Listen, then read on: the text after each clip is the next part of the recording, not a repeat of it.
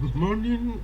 We have the opportunity of being with my favorite Kurdish friend, Özcan Çetin, an expert in Algeria and other international issues, but he has the word to spread his voice now. One. Saying your presentation. Sorry, I didn't hear you. Yeah, hi again. Thank you so much for hosting me, and thank you so much for your time, and thank you so much for your nice word. I don't describe myself as expert so far, I will say. But yeah, it will be nice to talk about Algerian issue with Spain. It's a quite interesting diplomatic issue nowadays. Before this, I will make a snake movement because it's interesting because it's connected with that issue.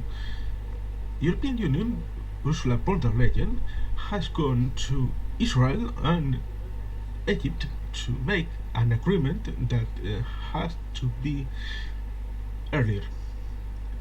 Israel has gas in his waters, and the way to came here into Europe is by Egypt.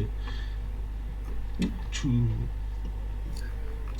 curious political systems, but Western allied, and it's some kind of way to supply the problems with Russia and the incoming problems with Algeria. How do you see this? Well, first of all, we have to start talking about European Union and the Saharan issues. Like last time we talked about, Saharan issue is a big dispute between Morocco and Algeria. It's a long term and it's far to have solution until now. And this issue, the issue between Spain and Algeria, is quite connected to West Saharan issue. Uh, as we know, before Spain declared his support to Morocco, but Saharan issue, actually Algeria had good ties with Spain. They were very close to sign maritime agreements, gas pipeline agreements with Spain, which makes Morocco kind of angry. But suddenly things changed, and Spain declared his support for Morocco's policy in the Western Sahara. And this quite disappointing for Algeria. I can say. Right after this move from Spain, Algerian Foreign Minister had a meeting with Chinese Foreign Minister, and the purpose of meeting was not Sahara itself, but Saharan issue was a part of the meeting. And in the meeting, in the press conference, two top diplomats were talking about Chinese support to Western Saharan issue, Algeria's Western Saharan policies. Uh, that could seen as a good sign for Algerian diplomacy, but in my opinion, it's not really a good sign actually. You know, China, it's the second largest economy in the world. It's a superpower, nuclear power, permanent member of the United Nations Security Council. I mean, it's quite a strong country, but it's not a major actor in the Western Sahara, in the North Africa or South Africa. So, if Algeria really needs support of China and lose support of European neighbors, that means Algeria's diplomacy is not doing actually good. And you know, if you need Chinese support, if you have only Chinese support in your policy in Africa, that means your diplomacy is not doing really good. And like I say, it's disappointing for Algeria since Spain was very close to Algeria and Algeria's policy. Uh, since Spain badly needs gas, natural gas from Algeria, and other diplomatic issue, and since Spain has disputes with Morocco, this small islets. So we could say a couple of months ago, Spain was closer to Algeria than Morocco.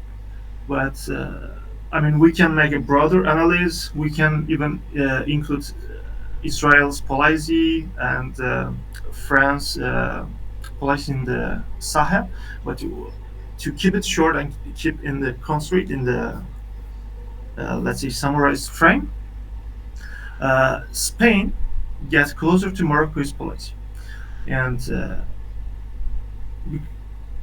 after that, Algeria. I mean, it was a big surprise for Algeria. I'm sure they were not expecting such a big support from Spain to Morocco because they were in kind of self confidence.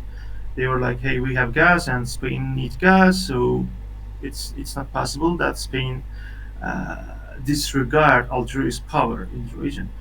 But it happens. Now Spain and Algeria have almost no diplomatic ties, and yeah, Western Sahara is the major reason.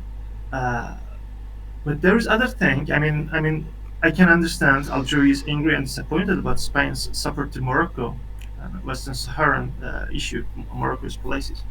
Uh, but right after Ukraine crisis, and as we know, Algeria is the closest ally of Russia in the region, and I feel like the diplomats, Algerian diplomats, are kind of copying Russia's policy, which is gas policy. It's like we have gas, and Europeans need us, and we can convince them, but our policies. But it didn't work apparently, and the sanctions. I call them sanctions. It's quite interesting because perhaps it's the first time in history an African country is sanctioning an European Union member and NATO nation, which is Spain. It's quite interesting and funny, I would say. Sorry, so no offense, please, but it's quite funny and interesting. But so far, Spain look very cold blood. They are not panic, I would say, and perhaps they ask, they trust, they have confidence, rely, whatever you call, to European nations, European neighbors. France is the leading one, since France, even though there's bad vibes about France in Algeria and in the society, France is not the best country, not the most popular country for Algerians, but still in behind the doors, behind the scene, France has good and strong ties with Algerian government. So that means France has power to convince Algeria about something. So this is why Spain is not panicked at all.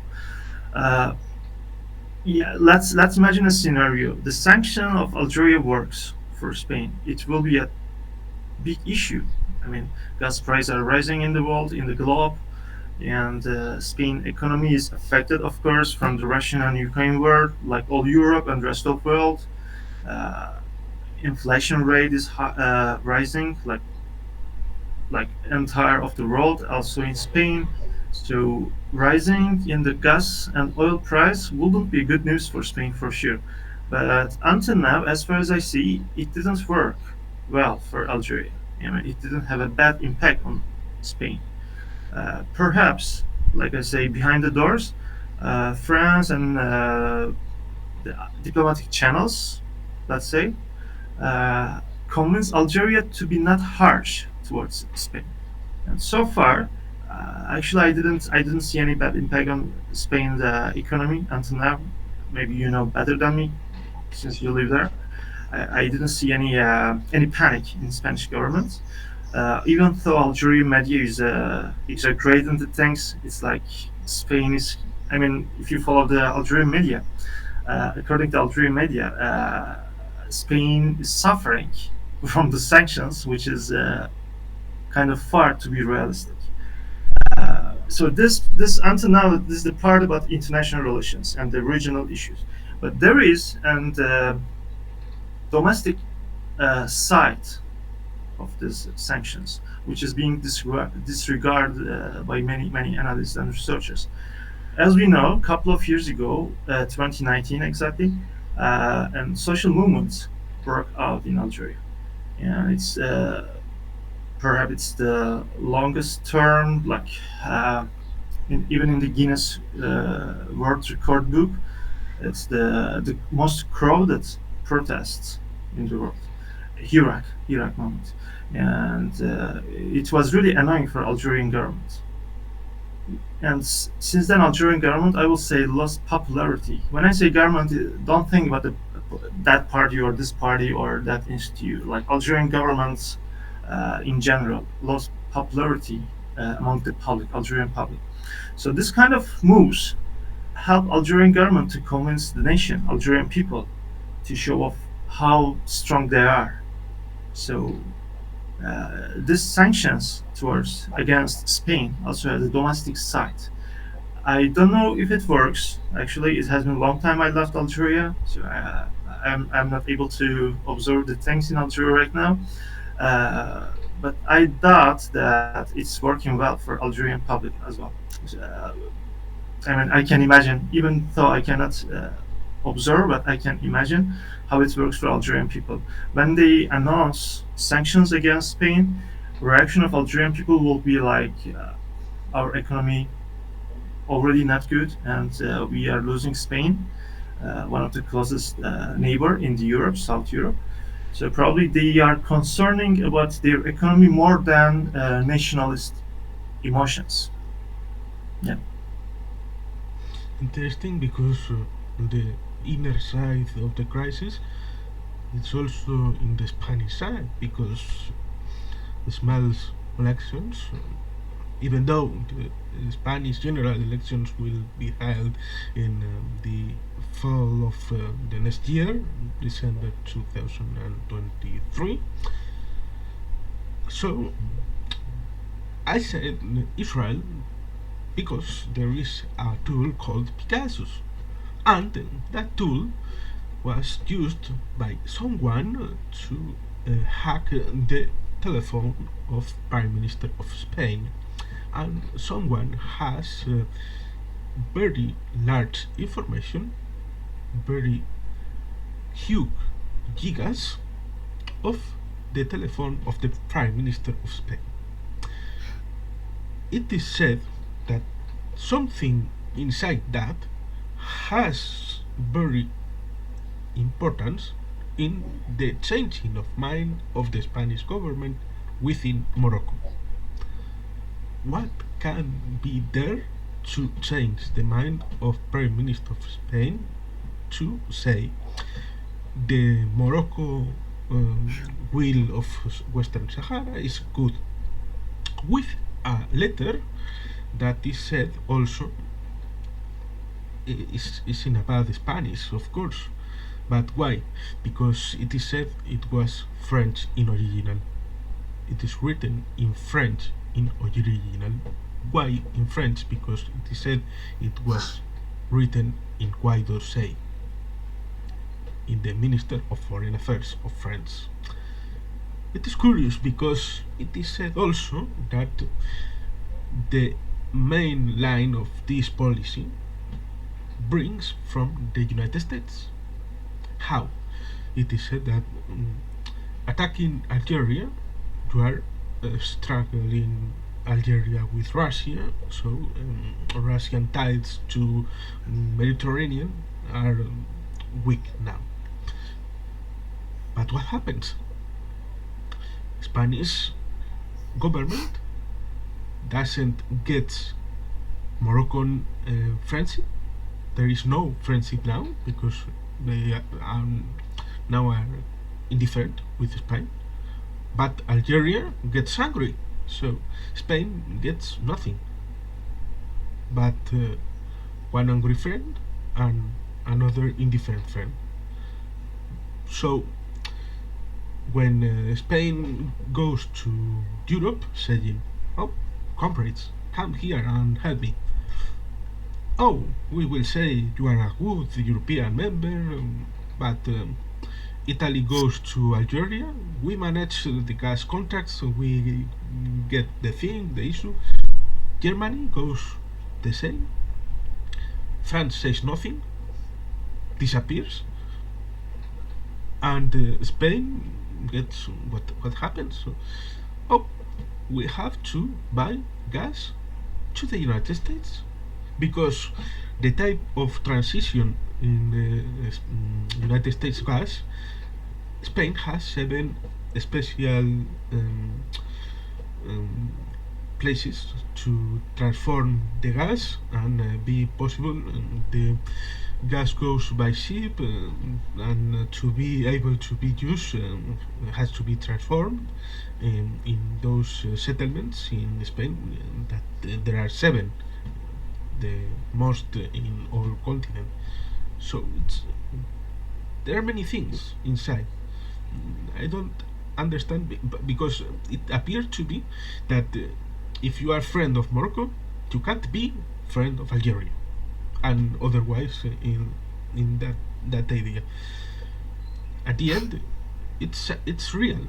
Inside those both countries, they are weak because the monarchy in Morocco is not settled with strong because any difficulty can bring this stability. We watch in the um, spring the revolutions that affected Tunisia, Syria, Libya. There was some kind of trial. Moroccan monarch said we will try to transform the constitution, some changes, but at the end nothing. But there was many waves of movements and Algeria because the change of the last president who wanted to die in office but there was retired and Kabylia and you know Kabylia was uprising and there is Tuareg Amazigh peoples in both countries. Rif was a trial of state 100 years ago, and in Algeria there are also people who want to preserve their culture. So it's very interesting because they have to have a view outside as they are strong because they are weak inside. Yeah, you have a point. Actually, in this regard, we have to talk a little bit about Russia's oil policy.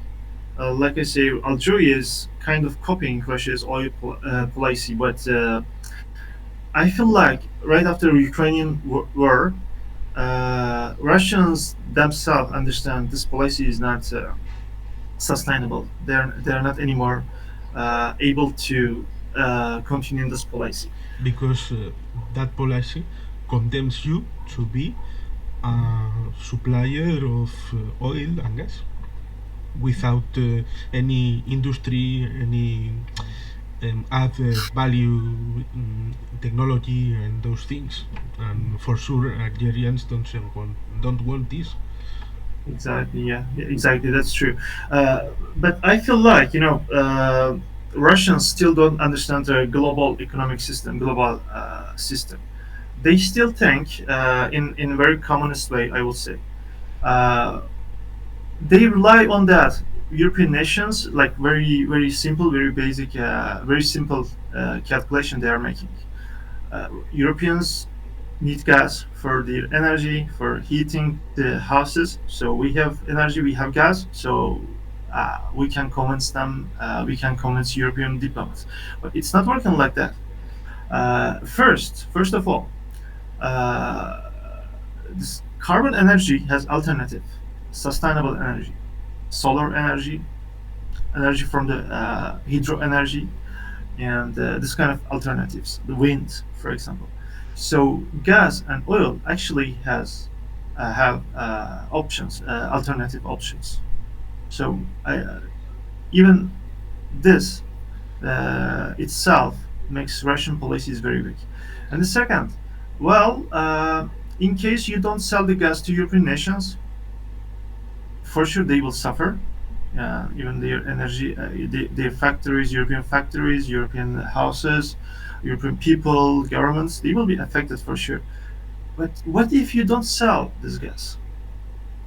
You need money, right? I mean, you cannot eat this gas. You cannot produce products by this gas itself. So you need to sell. You need cash. So it's not only European nations need gas, Russian gas, but also Russians need European or Western, let's say, Western money. All right, I know that India and China are the biggest alternative buyer of Russian gas. China and India as well. They need to sell their products to Europe, to rest of world, to West. So that makes Russian calculation. That makes us to understand Russian calculation is not really a wise one. It's not a deep calculation.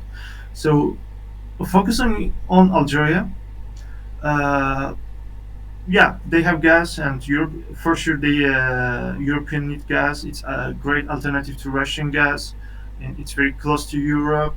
Not only gas, but also the Sahara, the polar solar energy plants in Saharan uh, desert also has effect when it comes to energy policies.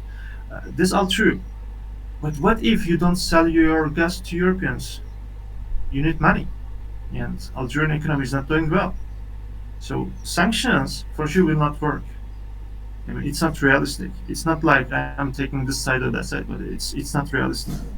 And since 2019, oil price were actually going down, and that really affect on Algerian economy a bit because Algerian economy is based on oil. 99% economy is based on oil and gas. So since you don't sell this, I mean, you don't have any facilities to produce your own products, and your agriculture fields are not doing well. So you need it. And like I say, I will come to on the same point. I think, in my opinion, the sanctions against Spain are more about domestic policies, domestic issues, than to be foreign issues. Algerian government wants to show off how powerful he is. We can even sanction a European country. You see, people, we are strong and we can do that. I thought it will work, but I think I am almost sure they have this mentality behind the policy. And regarding Israel, uh, yeah, related to the previous topic I was talking about, the energy and gas. For sure, it's a major actor, major factor in the foreign policies, foreign affairs. So countries, people need energy, but the governments also need geopolitics. And when we have a look, Morocco doesn't have or has less, way less gas or oil than Algeria has. And Algeria is the largest soil in the African continent, and has quite big army and regional power. For sure, you cannot disregard such a strong country. But Morocco has good ties with Israel and good ties with rest of West, good ties with the United States, for example. Let me give another example. Last year, uh, if you remember, Moroccan authorities uh, catch up some sorry, caught up some German spies spying activity in their capital. They catch them, you know, and for sure they couldn't be able to do that without support of an stronger country, maybe U.S. or France, I don't know. And that means Algerian government, I'm not talking about monarchy, but the government itself, uh, and diplomacy as well, doing good, better than Algeria at least. They are renewing they are opening their doors to rest of world. They are having good ties with West, and they don't have bad relation to Russia and China as well. So they are doing better policies than Algeria do. And the government system of Morocco, I feel like, and I think, uh, become stronger, and they are reorganizing themselves. And their intelligence agencies, military, diplomatic ways are getting closer to uh, Western neighbors and allies. So, of course, such a country, such an important country, and yeah, even though Morocco doesn't have that much oil like Algeria has, but still Morocco stays in very strategic location. It's between two continents and two oceans, Mediterranean Sea and the Atlantic.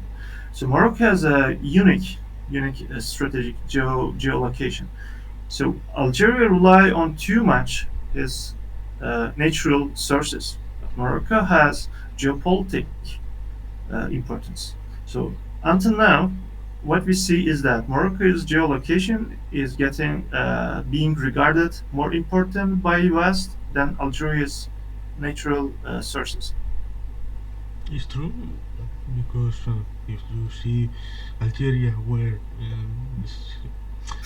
you can see if Algeria doesn't sell the gas to European Union or an European country, to who can they sell the gas?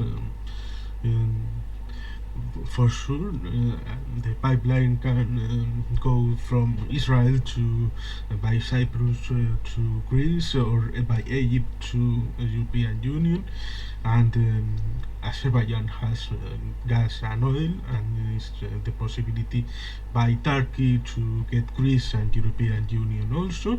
So the diversification of European supplies of gas also can be completed by Qatar, by the United States, Australia, why not? By ship, you can go everywhere. So Algeria has a problem, true, it's true. And Russia also has a problem because Putinists in social media say, no problem. Europe doesn't buy the gas, the oil, no problem. In a second, they go to sell it to India and to China. China. But there is a problem. You can sell some oil by ship and some gas by ship, but the pipelines are the main and the principal way to sell the oil and the gas. And for what, 4 years, 5 years, you can't build a pipeline in a second. You have to take many time in bringing the pipeline, and also the way to China and to India. It's true that many oil is being sold to India, and they transform it and resell that to European countries. It's some kind of a snake movement to, but what what gives it to Russia? The main added value goes to India. So true, both countries has problems with the supposed benefit of having gas, but all importance is settled on who sells. No, it appears to be that the buyer has the problem, but what happens with the seller? In Spain, the media has not been concerned about watching what Russia loses within the war in Ukraine, not selling oil and gas to European Union. That is invisible. Curious, because it's very important. It's important, Juan, like you say. I mean, Russians can sell their gas, all of their gas, to China and India, and India and China, the two major producer of the planet, can produce plenty of products, but they need to sell to somewhere, right? And in case they cannot sell anywhere, I mean, if the West can sanction Russia, they can sanction to other nations as well. All we know what happened last year in China. Most of factories are stopped somehow due lack of power, and you can believe it's coincidence, but I wouldn't believe it. For sure, it's not coincidence, and it's wholly about the relationship China to other nations. I mean, China badly needs energy, all right, but they have to sell their products. So we are coming to the same circle, right? We are turning in the same circle. You need products. You have gas. You have factories to produce the products, and you have a market to sell. In case the market doesn't buy your products, all right, they will suffer, but they still can produce their own products. I'm talking about West Europe and United States, Canada, and Australia. I mean, these are the developed nations. Yeah, they need China and India to produce the products because it's cheaper, not because they cannot do that. All right, and Russia can sell that, but in case they sanction, I mean, such a scenario, I know it's kind of unrealistic. It sounds unrealistic, uh, but nowadays something unrealistic are taking place in on the planets, like Russian and Ukrainian war in East Europe, one of the major war after World War II. So in such a scenario, of course, all the planets will be impacted in a bad way, but still it's possible technically. Theoretically, it's possible. So we are coming to the same point. Yeah, you have gas, you can sell to China and India. They produce their products, but they have to sell to somewhere. In case they cannot sell, your gas is useless, and you need cash, and your economy is not doing good, right? In Russia, the sanctions are badly affecting on the population, and like I say in the previous tour, uh, carbon energies have alternatives. The green energy. I mean, nowadays, let's talk. Let's call how it is. Being green and being supporting uh, nature and want green energy is not being hippie. It's a strategy. It's geopolitical issue. You know. and is also filtered, infiltrated, spied, intelligence service. Mm-hmm. So the whole idea, because in Extremadura, Mm-hmm. beside Portugal, hmm, there is one of the biggest sites of solar energy Mm-hmm. by Iberdrola, and in a trial they have been condemned to remove all that because some kind of mm, hippies movement and the idea of you have both not good, so you have not the right to improve that plant. Why this? Because if you tell some people of left movements, left parties in Spain, oh, they are in favor of green energies, they are the strongest supports of. But when you can say then, oh, what type of energy we can use, and when and where we used it. Oh, they go with birds. Oh, you will kill birds. You will kill fishes. You will destroy the land. Oh, good. So you want green energies, but putting it nowhere. Great idea. And you manage with the idea in Ukrainian war appearing ideas that Soviet KGB put money in German movements to disarm the idea of nuclear power. Intelligence service. So European appears as peace, oh love, oh good. So we are movements of the people. No, you are paid by the one who wants you not use nuclear power to bring them the money to their oil and their gas.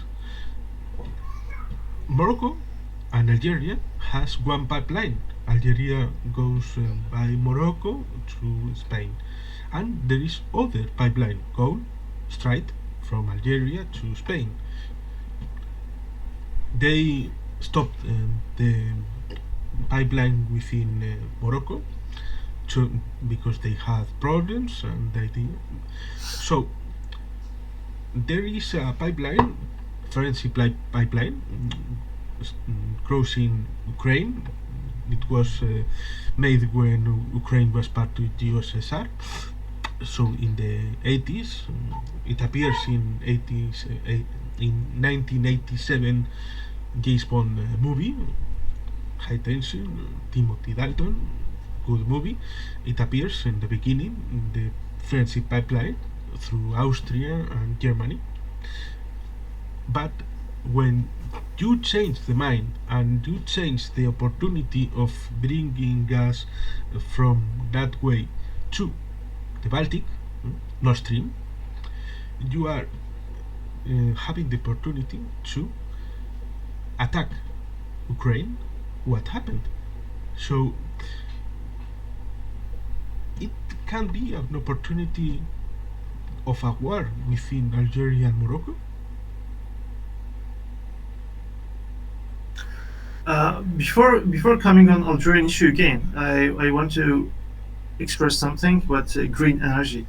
Uh, like I give example of Russian oil policy, being taking care of nature, being pro green energy is not being hippie anymore. It's something about geopolitics and the strategy. More governments are paying more investments to green energy, sustainable energy, since we have global warming in the world, which is another international global problem for all the humanity, and it also affects to one part of the world to be dependent on other part of the world, which is Russia. Westerns are depending on Russians oil. So in case we make more investment in the green energy, not only we are being less depending on fossil energy, but also we save our planet from the global warming.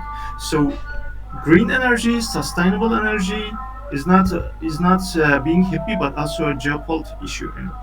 And regarding Algeria, uh, like you say, Israel has gas, and Egypt, one of the new member of gas supplier country, candidate of gas supplier countries.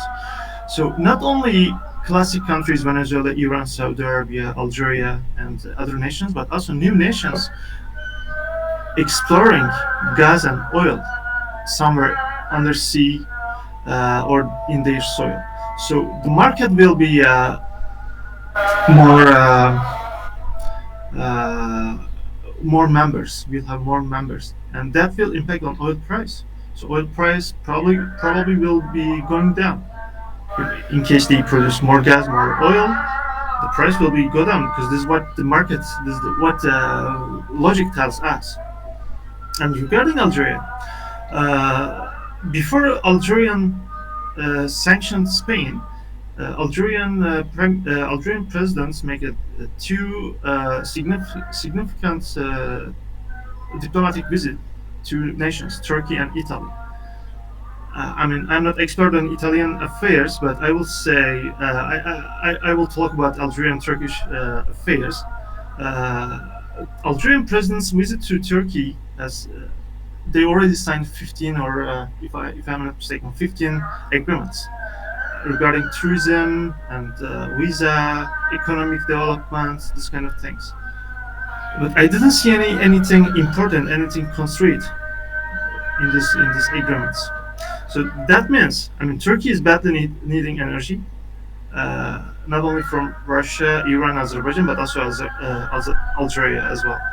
Algeria is the fourth biggest supplier of gas of Turkey, and they need badly need Algeria. They really need Algeria to supply gas, but also they need Algeria in Libya, which is a strategic location, strategic conflict for Turkey. So Algeria, in this regard, are important for Turkey, and for Italy, Algeria has similar importance. In Libya, they want to cooperate with Algerians, and they need gas from Algeria as well, and they want a good relationship in North Africa generally. Excuse me. So Algeria seems like relying on this relation too much, and somehow they get self-confidence to sanction Spain.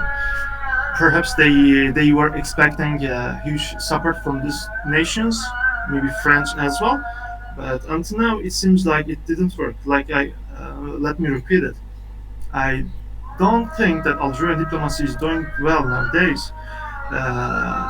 They already closed borders to almost all their neighbors, which is understandable from my side. And they already have problem with Morocco. They are sanctioning the Spain, and they already sanctioned France with Sahel issue. So Algerian diplomacy, I don't know why, but prefer to close themselves, distance himself from the neighbors, but prefer to have good ties with China and Russia, two nations who are far from the North Africa. Perhaps they think the strategy of being alone in the region. But going in the core, uh, Algerian sanctions against Spain are not very well calculated, like Mr. Putin's war against Ukraine. You know, before Ukrainian war, they were praising Putin like he's like the chess player. He's a great strategist. He's a master in the chess, in the strategy of politics, but it didn't work well in Ukraine. And I feel like Algerian sanctions against Spain is not very well calculated. And I will repeat again, Algerian the sanctions, seems to be more related to domestic dynamics than the foreign dynamics. But it wants another analyst whether the sanctions, whether what the Algerian government expects from sanctions are working in domestic relations or no. So far, I don't see any signal that it's working well for Algeria.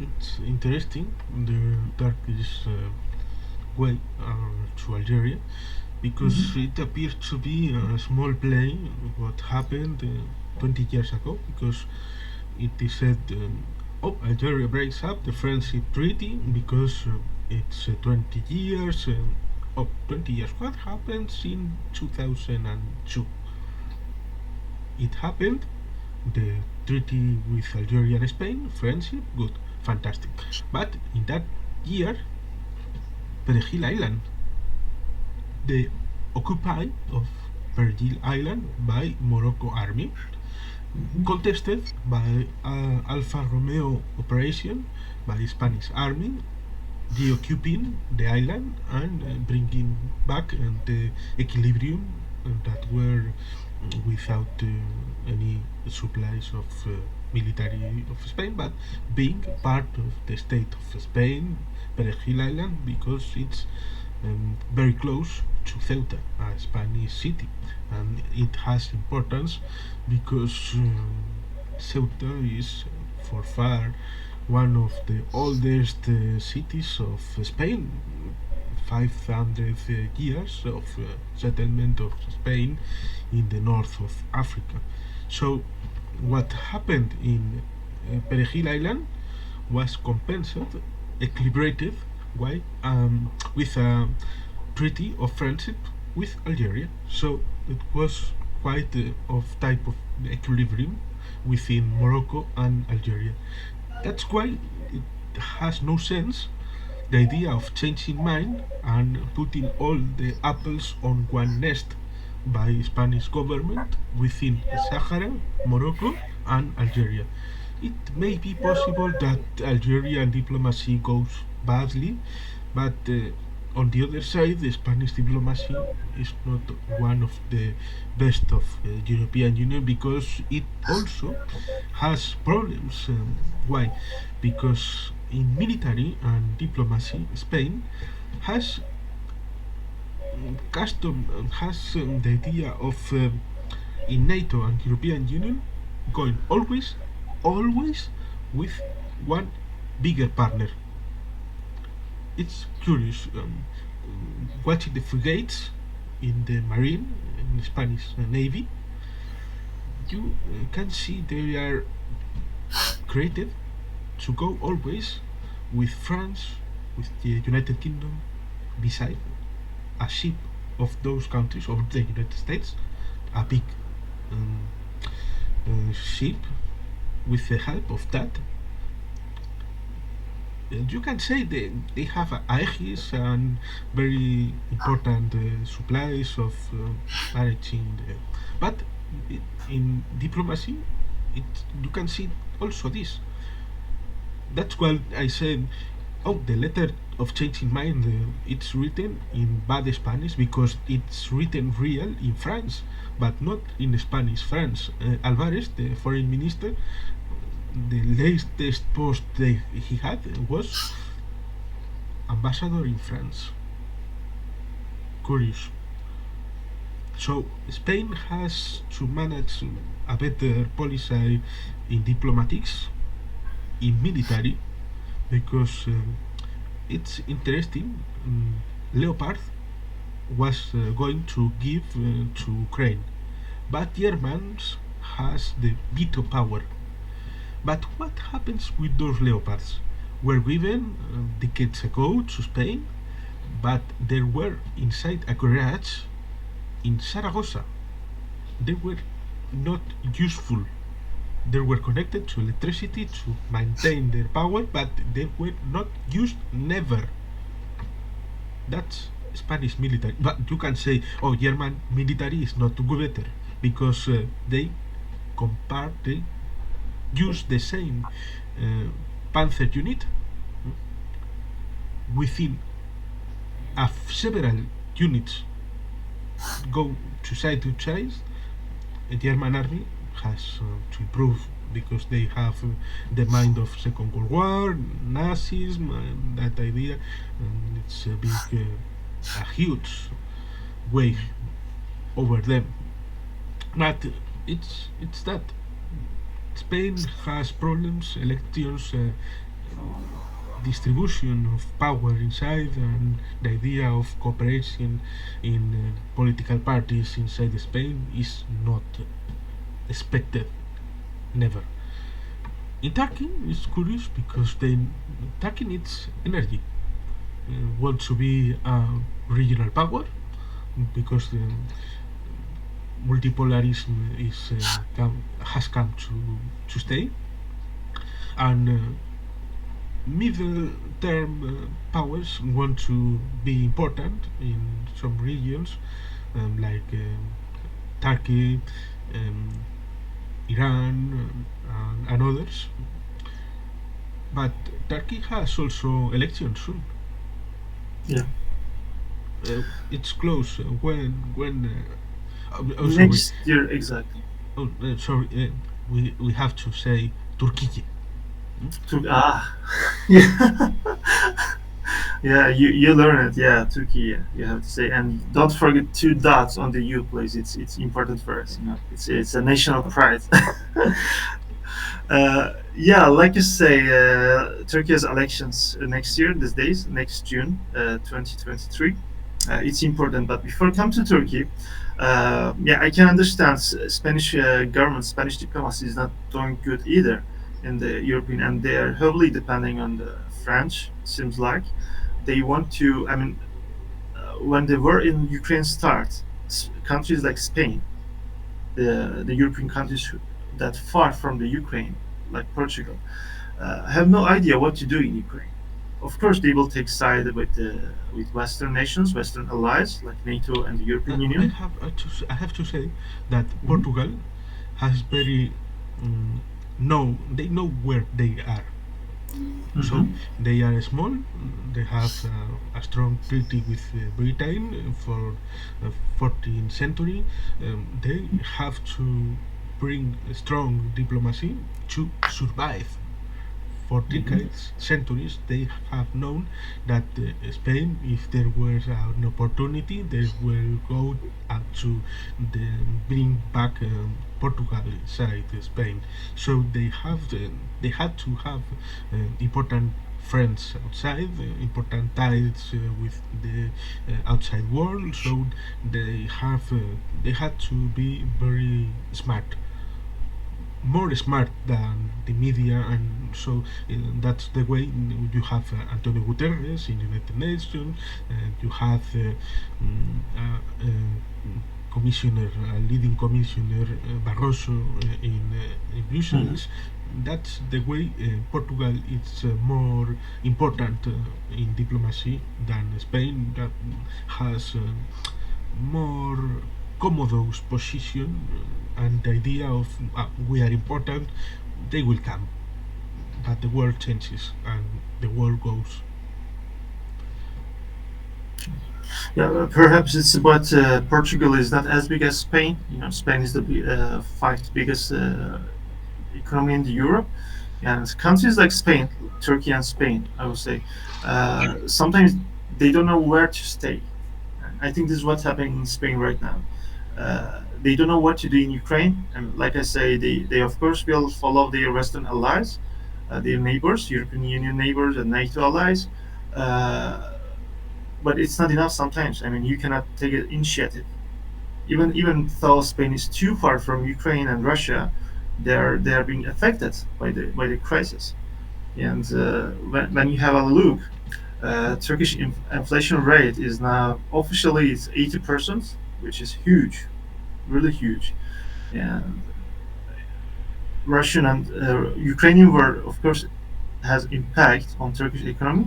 But when you look at the Ukraine and Russian economy, they have inflation rate around 10 to 15.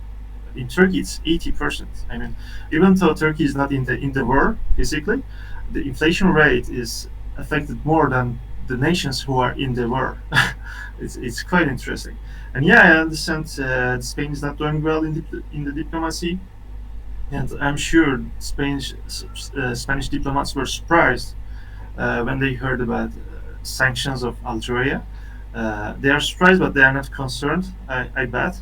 And like I say, I will repeat. It's not. I don't think the sanctions will have impact on Spanish economy, but it's more about domestic policy, domestic dynamics of Algeria, and for sure France will help Spain and Algeria. France will help Algeria and Spain to get.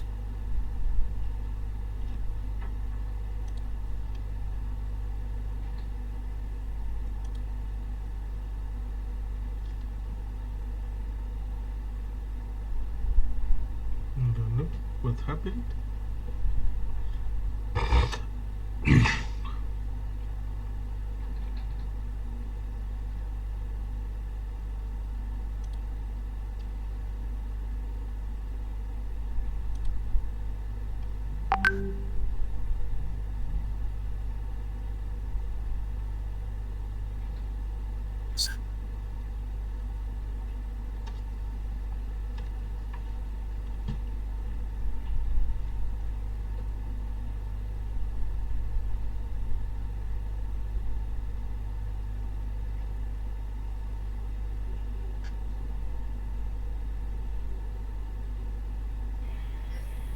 Hello.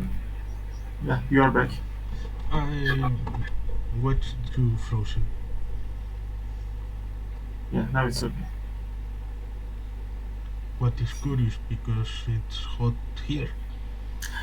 Yeah, it is getting hotter here. So, in a conclusion, I could say that regarding Spanish and Moroccan issues, they have territorial disputes and they have uh, migration problem as well. Two nations, Morocco and Spain, and Morocco looks like followed steps of Turkey when it comes to migration issue. They opened the door for the refugees to enter Spain. They somehow thought they can blackmail Spain.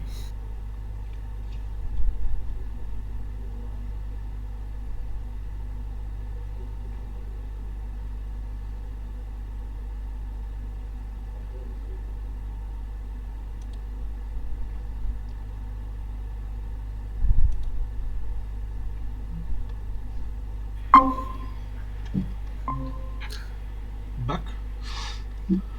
Yeah, sorry.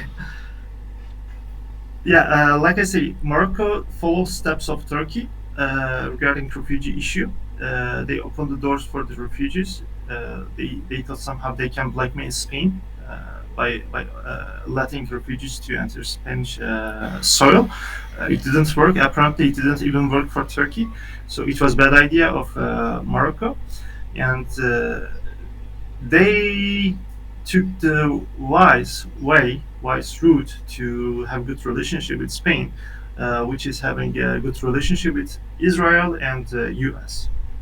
Being closer to being a good ally of West, good ally of the NATO and European Union in the African continent gives you some privilege.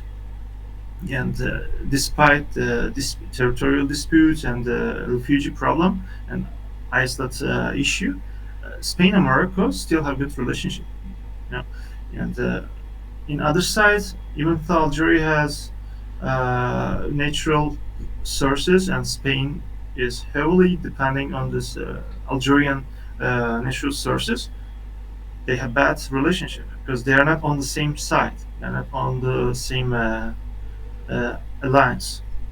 So it's more geopolitics than being energy issue, I would say.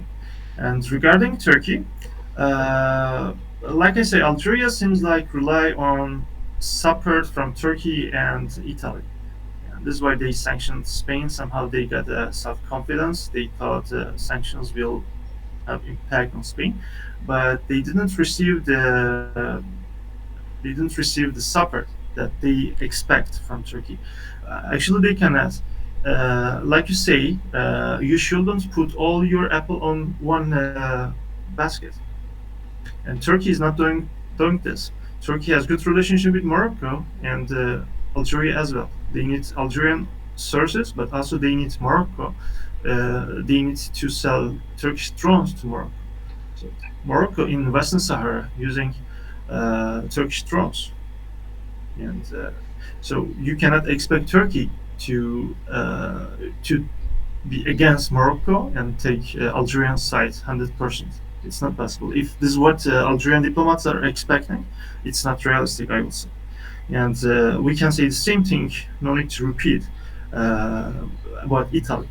So, like I say, Algerian diplomacy is not seeming to do good when it comes to this point. Yeah.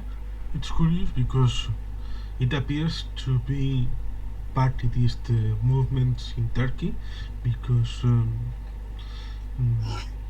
it can be a change in a year and from here to then actual president want to remain. All all leaders in economy, newspapers, politics want to remain in power, but what you do to get that objective is the difference. Turkey is a big country with a huge territory, but it appears they want more because for an independent observer, it appears to be a need of territory in Syria to get what to get a new draw of the borders. Why won't it says they say supporting terrorism is bad for the Kurds, so they need to be controlled. When in Syria, Syria is another country. Oh no, no, we go there, and oh, we don't support the supply, the idea of entering in NATO of Sweden and Finland because they support terrorism. Oh, good. Oh, they are terrorists. Oh, members of the European Union supporting terrorists. Good idea. Fantastic. And one day before, I watched the idea of from Ankara saying, "Oh, Athens supports terrorism." Oh, it's one step before saying, "Oh, Greece is terrorism." Good idea for diplomatics. I don't understand what happened. Uh, Actually, in Turkey, it's more understandable than Algeria. Well, in Turkey, we still have elections. I mean, it's still free and fair, and international observers can observe. International organizations can send observers to Turkish elections. Still, we have an election culture, election system. So it's understandable that we are inching to general election next year, and you somehow need some populism, which is understandable right? In many nations. In the nations, they have elections. I'm not talking about democracy, but elections. When you have elections, you need some populism. And for Turkey, Greece is always a useful tool. I mean, any politician or any government who wants to gain more popularity in Turkish society just make problem with Greece. It will work, and it's proven. It's really working. I will say it's also working in the other way around in Greece. Uh, if you need more popularity, just say something bad about Turkey and make problem with Turkey. For sure, Greeks will give you more sympathy. So this is what happens in Greece. I don't think. I mean, some analysts are already talking about the war between Greece and Turkey. The Greek army already digging the trench on the Turkish and Greece border. I really don't think there will be a hot war between two nations. I mean, it's impossible. Both are NATO nations. I mean, let's be realistic. They both using the same arms, same jets, But F-16s, and saying some kind like Athens is a puppet of PKK is going a bit far. well, it's proxy war is another story, but I'm talking about the war between two armies. I mean, it's technically not possible since they're both NATO members. I mean, when I say it's not possible, it's technically not political, not only politics. The F-16s are NATO made, US made, and the software of this birds doesn't allow you to fire to each other. You know, I mean, you can the Turkish F-16 cannot fire to Greece That's F-16. that's what one thing that many people misunderstand because when President Macron said several mind death several mind of NATO was saying that Mhm. if Turkey is inside Syria trying that counter-terrorism idea and in real he is attacking the Kurds that they were very important, well, not very important, fundamental in destroying the Daesh, the ISIS. Without the Kurds, ISIS, the IS will still be existing. So, if Turkey were attacking the Kurds, and the Kurds may have the idea of we can attack those people that they are attacking us, it's reacting. So, if that happened, NATO could have to be supporting a member against an ally. That is death for NATO.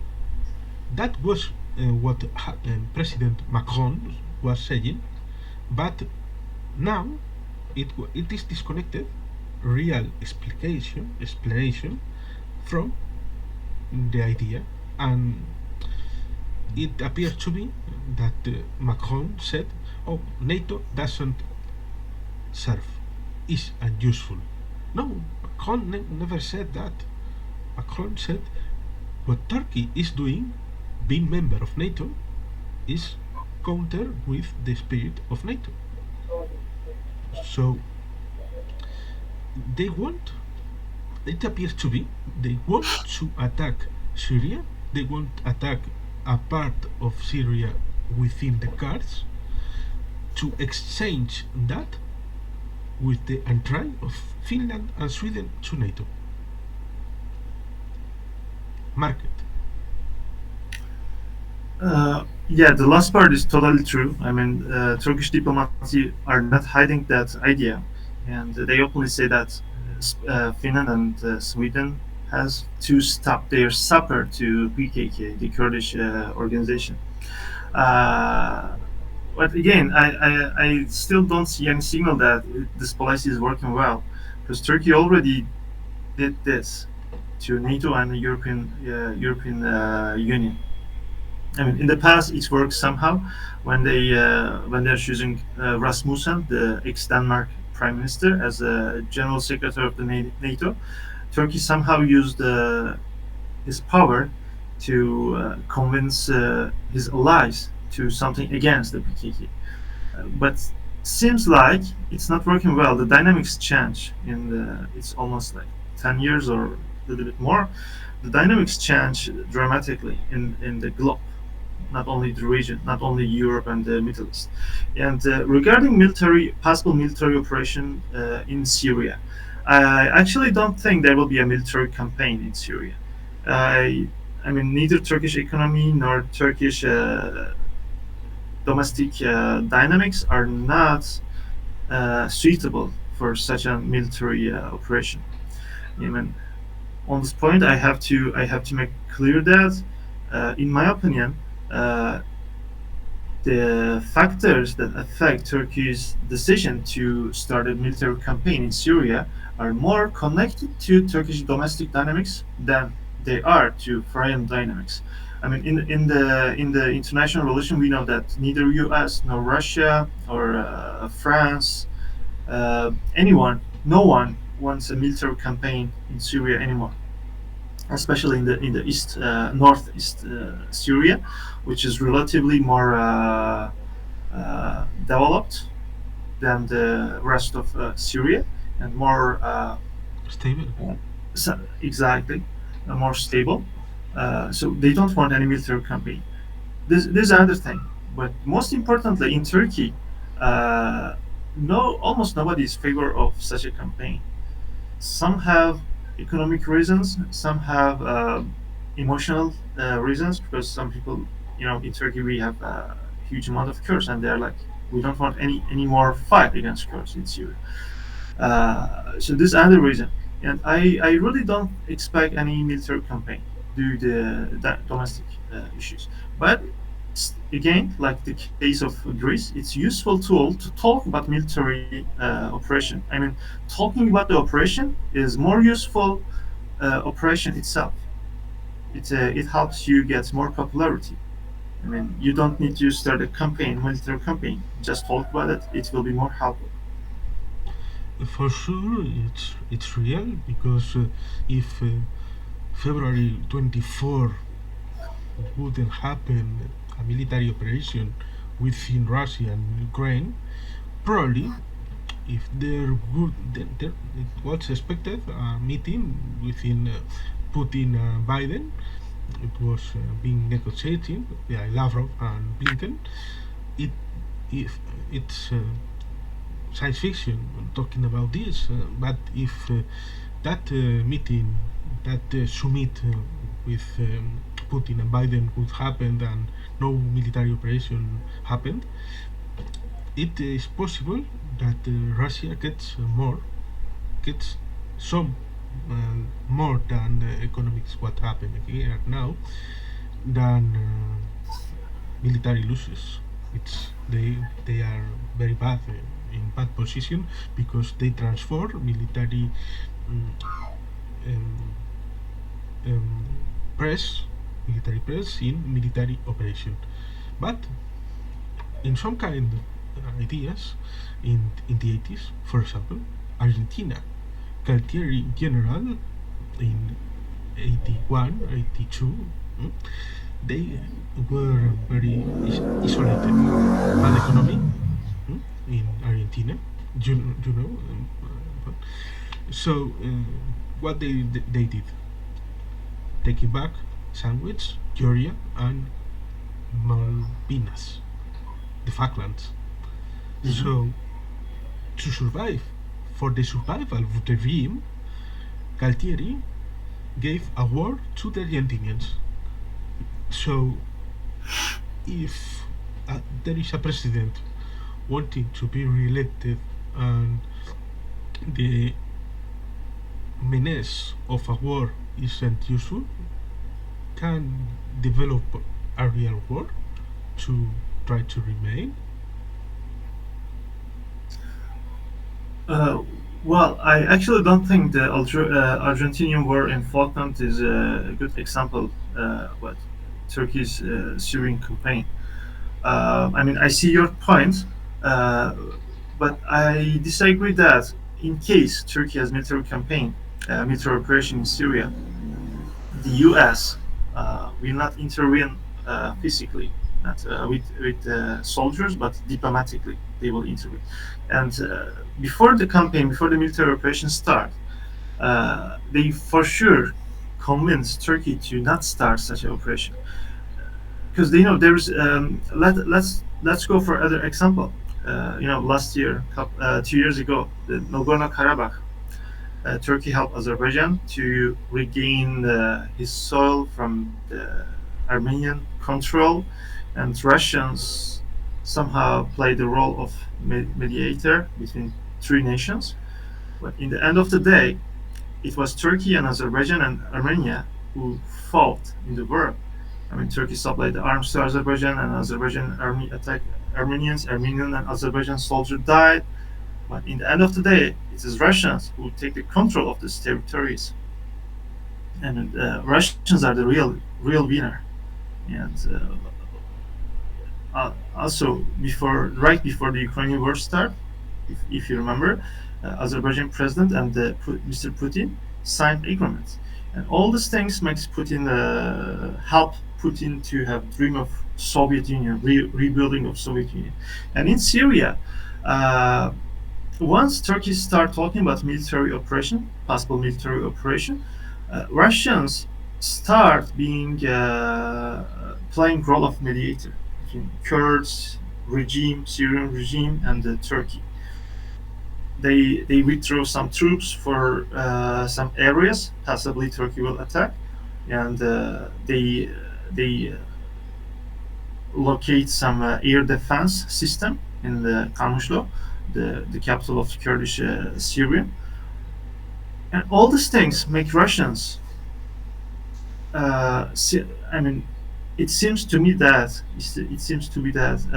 Russians are willing to have the same role like they had in Nagorno-Karabakh. I mean, Turkey will attack Kurds.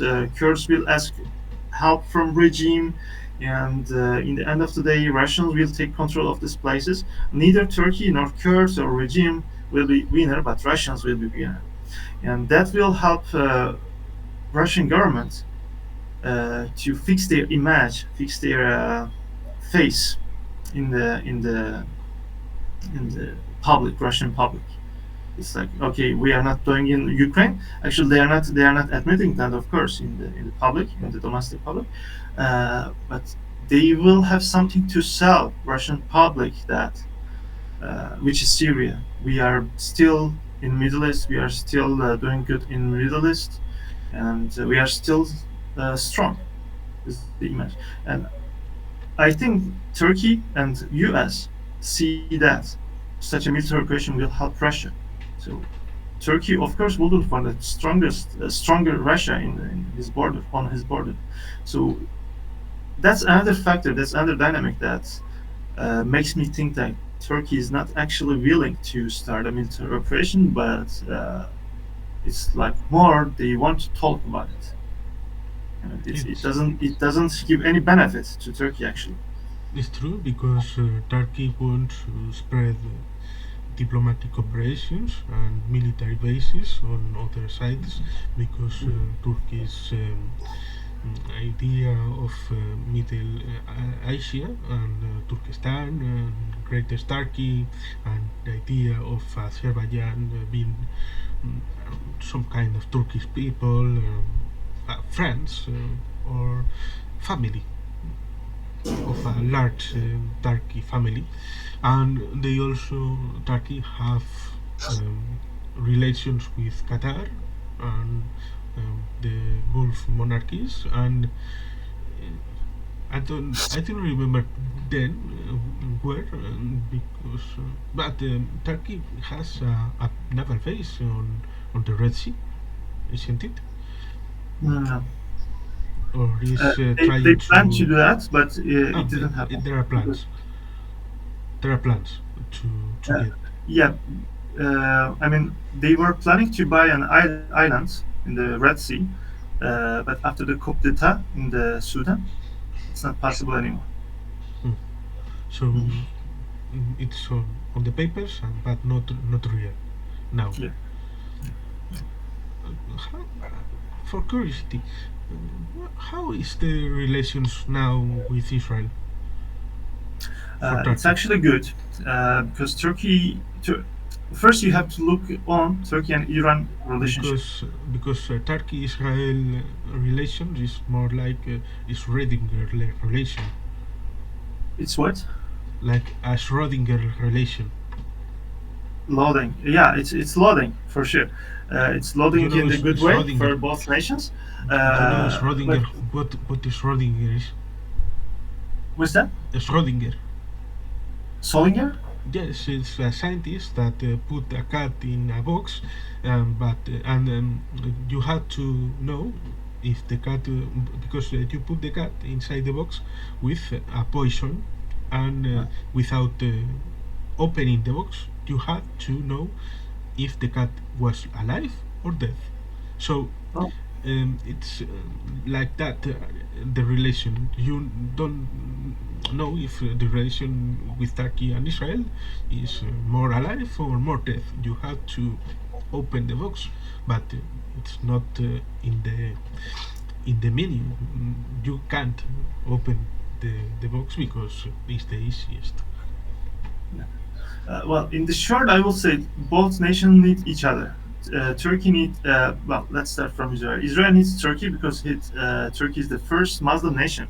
Even the Turkey is secular country, but the population is Muslim, considered as Muslim. Let's say first Muslim country who recognized Israel's independence, and since Israel is surrounded by the Arabic nations, Turkey is a Muslim and a Middle Eastern country, also a European country as well. So it's strategic partner for Israel, and it's a NATO member. So Israel needs Turkey in that case, in that regard, and Turkey needs Israel because, like we already spoke about, Israel possibly have huge amount of natural gas they explored already with Egypt, and if Turkey leave Israel to have good relationship with Greece and Cyprus, Egypt as well. Perhaps Turkey's importance in the energy corridor will be hard. So Turkey cannot let Israel to have bad relationship with himself and have good relationship with the regional rivals. And the other dynamics have impact on Turkey and Israel relationship is that Iran, since Nagorno-Karabakh and even before, Turkey and Iranian relationship are not going good. Uh, I mean, again, like Israel and Turkey relationship, both Turkey and Iran they need each other. Uh, but seems like Turkey is choosing side of Israel nowadays since 2 years ago. we can understand this. Like we already talked about Syria, but we forget to talk about one dynamic, which is Iran. More than Russians, Iranians are speaking against possible Turkish military invasion, and probably it's one of the strongest factor that makes Turkey to change his idea about military operation in Syria. And since they have kind of bad relationship with Iran nowadays, they are getting closer to Israel.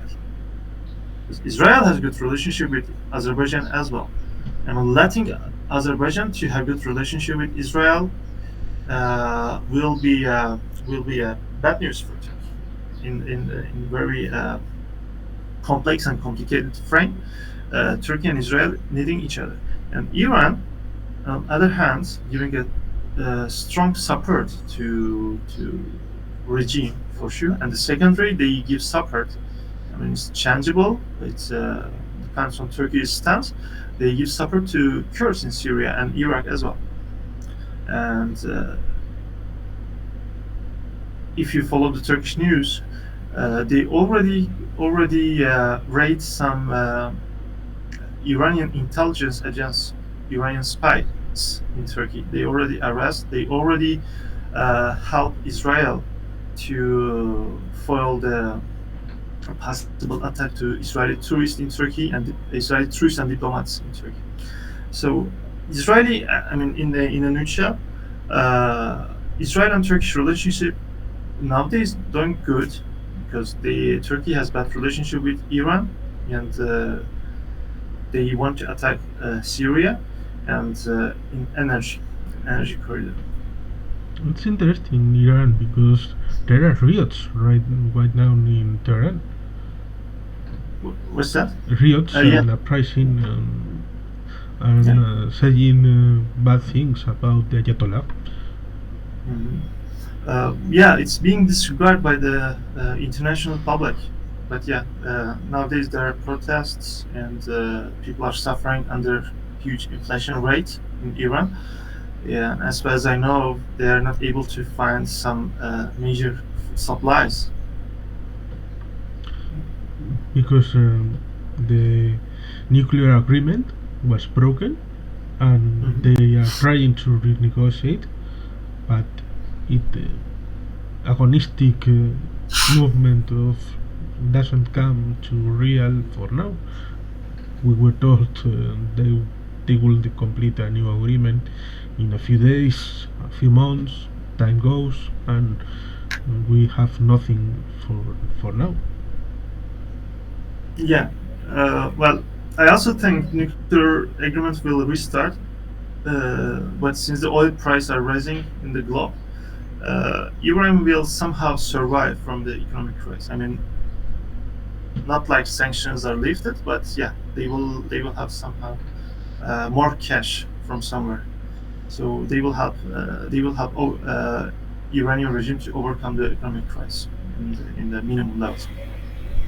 If the agreement was signed, they will get more money, for sure. Sure, it will be good for Iranian people, beside the regime, Iranian government, but for the people are the victim of the sanctions actually, not the governments. Interesting. So we have been about Algeria, Morocco, and Spain, Turkey, and Iran. Argentina. A reference about Algeria. Yeah. But how do you see? We have something to talk about these issues. Well, in the conclusion, I can say, like you say, we start from Algeria and we came to Iranian and Israeli issue, because all these things are somehow connected to each other. I mean, we are living in a world. It's like one of my friends told me, it's a small village nowadays because of internet and like what we are doing right now. We are in Spain. I am in Turkey. We are connected. We are closer to each other, even though it's not physically, but we are still closer. And all these things are somehow related to each other. I mean, Ukrainian war, Iranian Turkish conflict, Syria, Israel's natural sources, Algerian sanctions to Spain, Spanish Israel, and Moroccan Israel relationship. All these things are somehow connected to each other.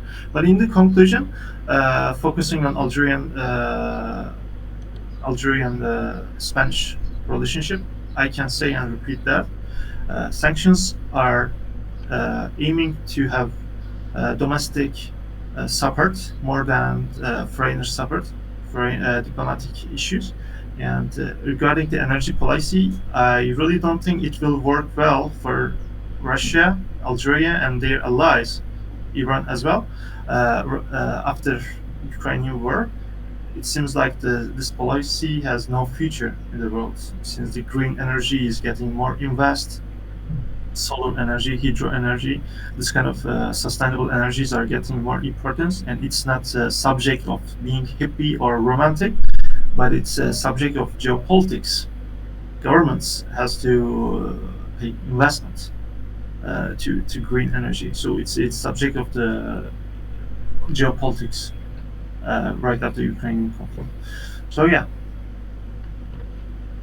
Interesting, and as the war never stops, there will be opportunity of another conversation, another talk in the future, and for the people being here at this moment in the view, let invite them to put any comment, and thank you for watching. yeah. Thank you for people. Thank you for people for their watching, and thank you for your time.